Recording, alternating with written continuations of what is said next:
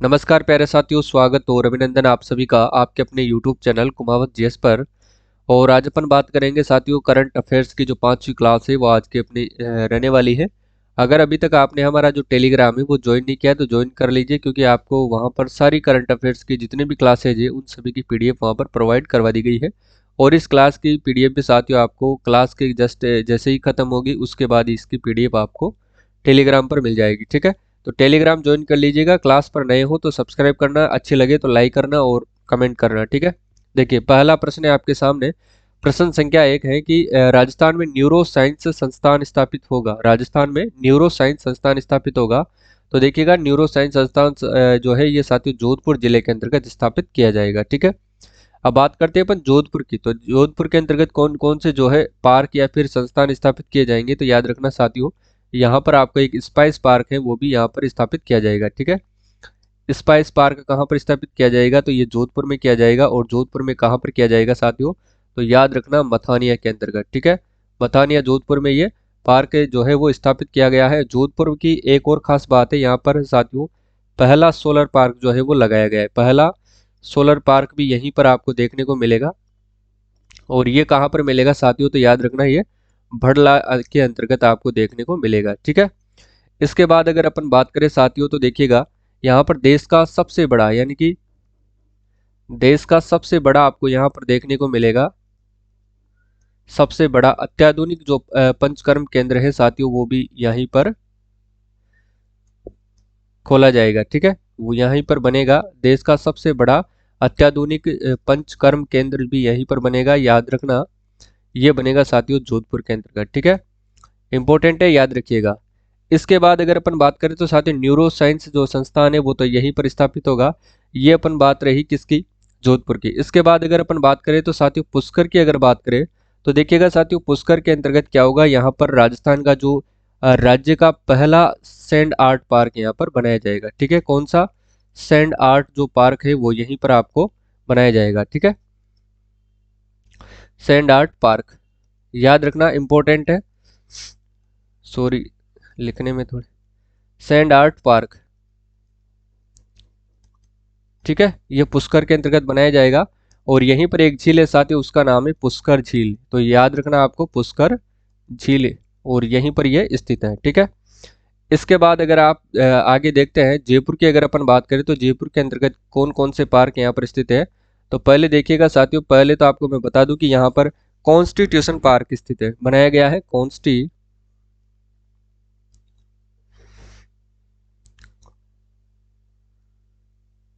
Constitution park. ठीक है ना, कॉन्स्टिट्यूशन पार्क यानी कि संविधान पार्क, जिसका हाल ही में उद्घाटन किया गया था।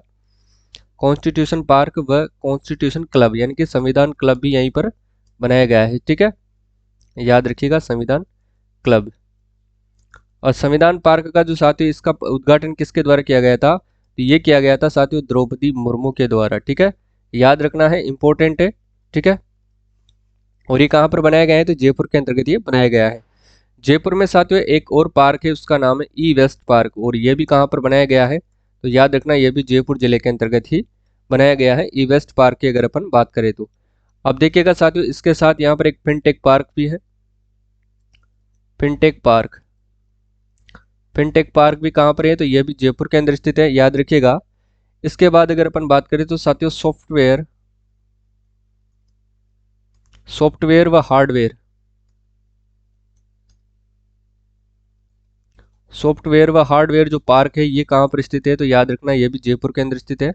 अब बात करते हैं साथियों सॉफ्टवेयर पार्क, तो ये कहाँ पर है, तो ये कनकपुरा के अंदर स्थित है। ठीक है, कनकपुरा में। और इसके बाद अगर हार्डवेयर पार्क की अपन बात करें तो ये कुकस के अंदर स्थित है, कुकस जयपुर में। ठीक है, अब देखिए इसके बाद एक और आता है साथियों जयपुर का जो मेन इंपॉर्टेंट आपके एग्जाम की दृष्टि से इंपॉर्टेंट है, वो है कि जयपुर के एसएमएस हॉस्पिटल में एक आईपीडी टावर बन रहा है। आईपीडी टावर, ठीक है, जिसकी ऊंचाई 116 मीटर है, याद रखिएगा। और इसके अंतर्गत 450 करोड़ रुपए का क्या होगा, निवेश किया जाएगा। ठीक है, और ये पार्क याद रखिएगा, ये एम्बुलेंस जो एयर एम्बुलेंस है, एयर एम्बुलेंस सेवा से क्या होगा, ये लेस होगा। ठीक है, एयर एम्बुलेंस सेवा से ये लेस होगा, आपको याद रखना है, इंपॉर्टेंट फैक्ट आपके एग्जाम के पॉइंट ऑफ व्यू से, ठीक है। और ये टावर कहाँ पर बनाया जाएगा, तो याद रखना साथियों, ये एसएमएस हॉस्पिटल के अंतर्गत ये बनाया जाएगा, ठीक है। तो ये रहे जयपुर से संबंधित जितने भी पार्क थे उसकी अपन बात करी। इसके बाद आता है साथियों दौसा की। दौसा की अगर अपन बात करें तो यहाँ पर देखिएगा राजस्थान का पहला एमएसएमई पार्क यहाँ पर बनाया गया है, ठीक है। राजस्थान का पहला एमएसएमई पार्क, और ये कहाँ पर बना है, तो याद रखिएगा साथियों ये दौसा के अंतर्गत बना है, ठीक है। तो अगले प्रश्न की ओर चलते हैं अपन। देखिए नेक्स्ट क्वेश्चन है आपके सामने, समाज कल्याण बोर्ड की जो है अध्यक्ष कौन है। समाज कल्याण बोर्ड की अगर अपन बात करें, इसकी अध्यक्ष की बात करें तो साथियों याद रखिएगा यह है आपके अर्चना शर्मा, ठीक है। कौन है, अर्चना शर्मा इसके अध्यक्ष है। अगर इसकी ब्रांड एम्बेसडर की बात करें साथियों, ब्रांड एम्बेसडर तो है वो आपके प्रिया सिंह है, ठीक है, ब्रांड एम्बेसडर।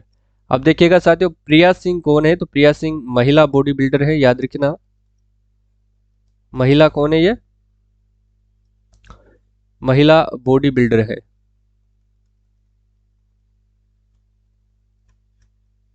और ये कहाँ की निवासी है, तो याद रखना ये बीकानेर जिले की निवासी है, बीकानेर जिले की ये निवासी है, ठीक है। और इन्होंने स्वर्ण पदक जीता है, ये भी आपको याद रखना है, स्वर्ण पदक जीता था किसके अंतर्गत, थाईलैंड में आयोजित,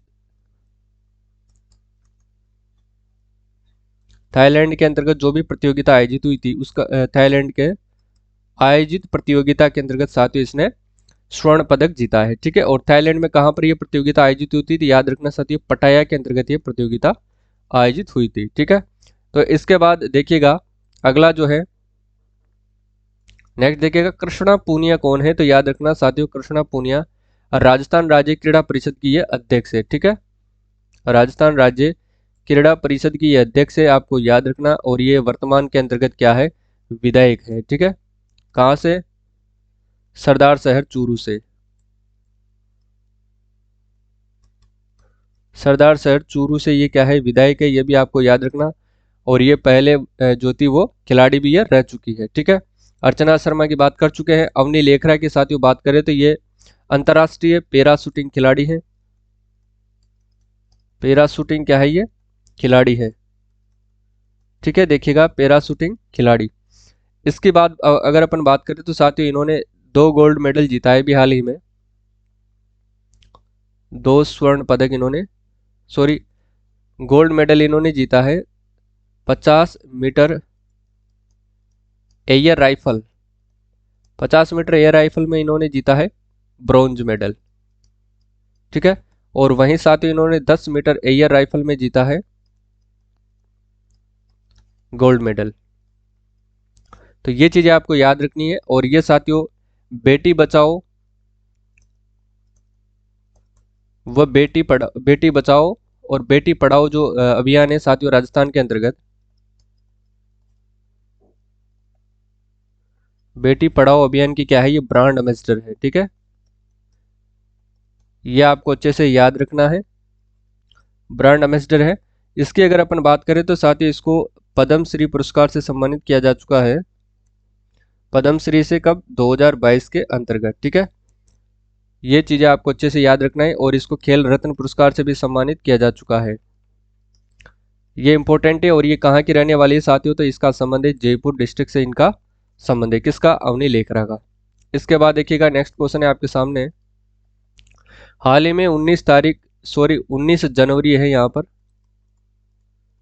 19 जनवरी 2023 को प्रधानमंत्री नरेंद्र मोदी द्वारा लिखी गई पुस्तक एग्जाम वॉरियर्स का किसके द्वारा लोकार्पण किया गया है, पुस्तक एग्जाम वॉरियर्स का जो है किसके द्वारा लोकार्पण किया गया है। तो याद रखिएगा मित्रों जो इसका लोकार्पण किया गया था वो किया गया था आपके राज्यपाल श्री कलराज मिश्र के द्वारा, ठीक है। तो राज्यपाल के द्वारा किया गया था। और राज्यपाल कौन है मित्रों, तो याद रखना कलराज मिश्र के द्वारा ये किया गया है, ठीक है। अब देखना इन्होंने एक पुस्तक और थी जिसका नाम था जादूनामा, और इन्होंने साथियों जादूनामा पुस्तक का भी क्या किया था, इन्होंने लोकार्पण किया था।